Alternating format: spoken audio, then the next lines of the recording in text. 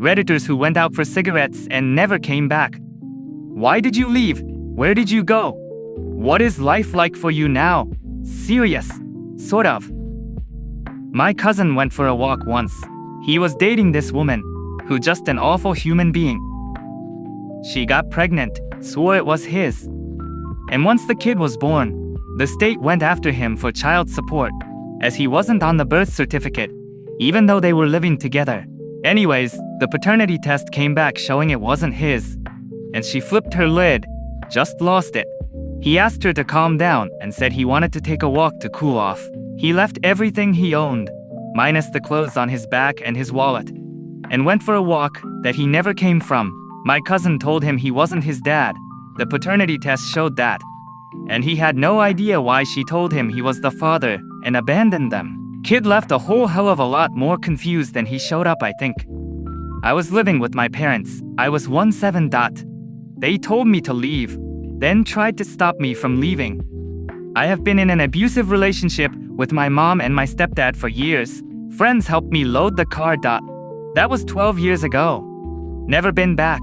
I have never left, but my brother has. One morning, 2 years ago, I woke up with a color hangover, rolled over in bed, checked my phone, and saw several missed calls and a couple of voicemails from my mother and sister, along with a text message from my dad. Tom just tried to commit suicide. He wrote a sore letter. Just call me, please. Whoa, this can't be real. Call the police. We need to make sure he is safe. Oh crap. Anyways, I got out of bed and put some clothes on. He was flustered, barely spoke to me, but told me he was leaving for California, refusing to turn him in to the police. I bought him lunch, filled up his gas tank, and then I gave him all of the $26 I had on me and wished him the best of luck. He was back home within 2 weeks, remorseful and embarrassed. I'm glad he's back. Punched me instead. I said I'd call the cops. She said she'd do the same as she's done with my ex-stepdad. Went to get the oil changed. Told the guy how long he thinks the car could make it. He said I'd be lucky to make it a block. Wouldn't go into reverse, among other things. Reconnected. Foolishly thinking people change. People don't change.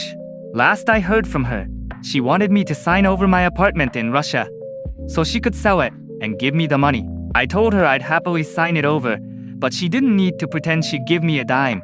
Both sisters suicidal. One is pregnant at age of 18. You're not a loser. Frick your mom.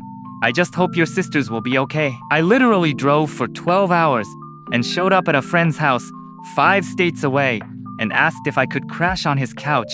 I called my boss and said I wanted to quit work. He was pretty cool about it.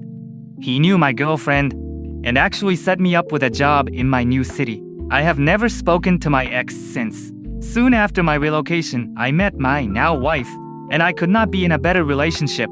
Best thing I ever did. When I called her an abuser, she couldn't handle it. It felt good to leave and not look back.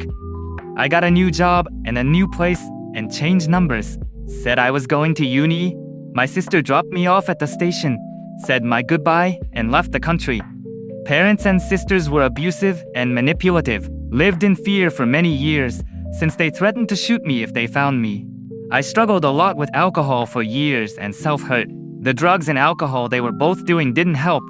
Got kicked out of each of their places, then playing the guilt card on each other that they took me in when the other kicked me out. Got a steady retail job that I had to work 6-7 days a week at odd hours to get full-time. 2 weeks before Christmas, Mom said her place wasn't a truck stop, and I couldn't come and go at all hours of the night, and that I had to leave. Since I was still in the same house, I told her she was a horrible person, but an even worse mother, and left. Grandma knew parents were crazy, so she helped me as much as she could. Still get phone calls, emails, Facebook messages asking me when I'm going to stop being a bee so we can be a family again. Have seen both since. Invited some friends through Facebook to things that they in turn invited my parents to. Finally nutted up and told them both to get the frick out of my life. Mom still leaves me drunk, high crying voicemails in the middle of the night, either telling me she loves me or that I'm all that's wrong with her life. Dad sends me emails telling me to get the stick out of my ass because I'm still his son. Still spend time with my grandma. If I can help it, no regrets. I told her she was a horrible person but an even worse mother, and left. Just reading that felt so satisfying. I was left. My dad and my mom had a fight. My dad left. Then he killed himself. I have had bouts of serious depression in my life. On the other hand, his absence, the lack of dad, left a huge gaping hole in my life. The strangest part is when I turned the age he was when he killed himself. I'm 36, and I'm older than my dad ever was, and I still feel young. Thanks for giving me space to share this. VA from Pasco, Washington. No one knew I was gone until 3 o'clock the next morning. It was to be with a girl my family was totally, 100% against. Hey, I'm from Newport News. Glad you're happy, man. It's cool things worked out. I had put out thousands of dollars to bail friends from jail and to try to help them out. My uncle called me in the middle of all this and offered me a job on the other side of the country. I had my car packed and was headed there within 12 hours. I heard from the girl I was dating about 2 weeks later. She called crying, telling me she went to my house and I wasn't there and wanted to know where I was. I told her I had moved, and she told me it wasn't my choice to make, that I should have consulted her. Sometimes I see people I used to know, and sometimes they recognize me, but mostly I keep to myself and spend time with better people than those I left years ago. I started working at 14 years old in a convenience store for $8 an hour and hid all of the money I made in a locked container in a nearby wooded park area. I did this because my parents would have taken my money if they knew I was working at all. I was supposed to start university that year, but early on in the summer, I waited until my parents went out to work, found and took all of my documents. Unenrolled out of the university program I was supposed to be in and left. I took a bus to Alberta, and I've been living here since doing labor. It's been a year and a half, and they haven't searched from me yet. Left my family close to 5 years ago to move to California to start a new life. I was 400 pounds, living a lifestyle of prescription drugs and drinking at 17 with my family.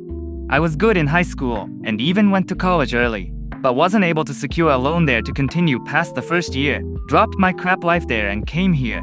It was very rough for a time, but I'm a lot better now. I had some help from my adoptive father, but paid my way aside from the ticket here. I started my own business last year and have been paying out of pocket to continue school here because the college I went to back home wouldn't release my transcript. I've lost a great deal of weight and am away from any unhealthy addictions.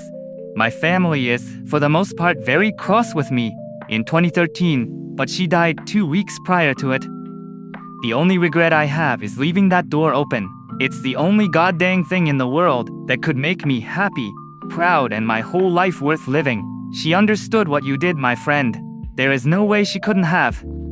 My mother left me at her door. My uncle enlightened me. He said, maybe she left you for the better. Turns out she has extreme mental issues, getting drunk and high on pills every single night, puking every single morning, freaking guy after random guy, tired of the way In was living. I considered ending my life.